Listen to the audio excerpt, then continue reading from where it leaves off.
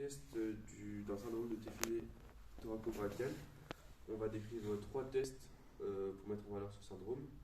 Premièrement, la manœuvre du chandelier. Donc on va demander au patient de venir mettre ses bras de cette manière-là, donc en abduction à 90 degrés et les coudes également fléchis à 90 degrés. Et là tu vas devoir ouvrir et fermer les doigts le plus rapidement possible. Donc le patient va répéter ça pendant au moins une minute. Et si c'est 3 minutes. Et s'il y a des signes qui arrivent en moins d'une minute, et encore une fois pour certains auteurs c'est 3 minutes, mais déjà on va parler de en moins d'une minute. En moins d'une minute, ça veut dire qu'il y a un syndrome de défilé thoraco-brachial. Et pour les signes, ça peut être neurologique, donc une paresthésie, engourdissement, difficulté à fermer un petit peu les mains.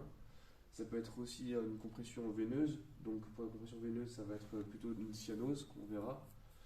Dilatation des veines superficielles, pourquoi pas également.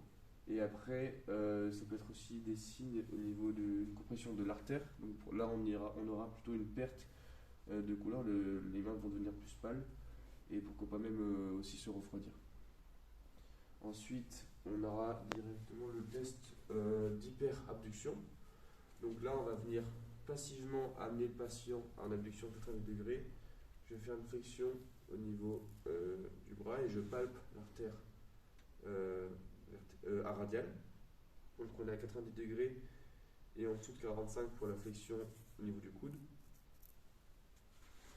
On palpe et ensuite on va venir amener, je crois que c'est au bout d'une minute aussi, en hyperabduction à 180 degrés et on va continuer de palper. Le test est positif s'il y a une disparition du pouls radial. Pour être sûr, on compare toujours avec l'autre côté. Si d'un côté le pouls disparaît bien plus vite que de l'autre côté, c'est positif, ça montre un syndrome de défilé thoraco-brachial de ce côté-là. Et le dernier test, c'est le test d'Hudson. Donc là, pareil, on amène passivement. On fait une extension, une légère abduction. On demande au patient de venir basculer la tête en arrière, donc faire une extension cervicale et une rotation homolatérale. On tourne la tête vers ce côté-là.